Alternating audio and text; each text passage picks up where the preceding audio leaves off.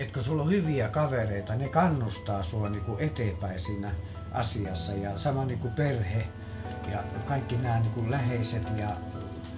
läheiset on myöskin niitä todella niitä hyviä ystäviä, jotka niinku antaa sitä potkua jatkaa ja ne kannustaa ja on mukana ja silloin jos tarvitsee apua, niin ne auttaa.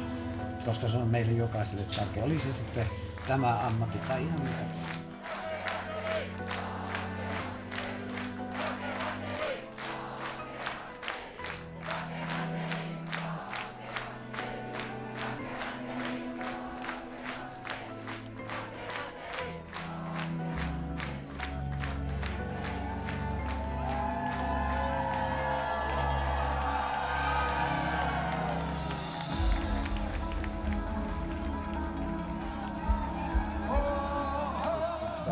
Tiedätkö, taulujuttuja ja katsoa pohjia ja siinä pitää olla niin kuin tosi paljon inspiraatiota siinä hommassa.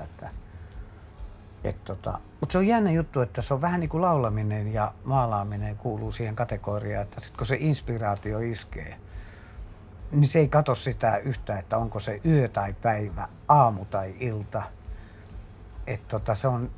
Ne tulee niin kuin ihan semmosena pulssina, sykäyksinä aina noi jutut. Ja se on niinku hieno juttu. Että.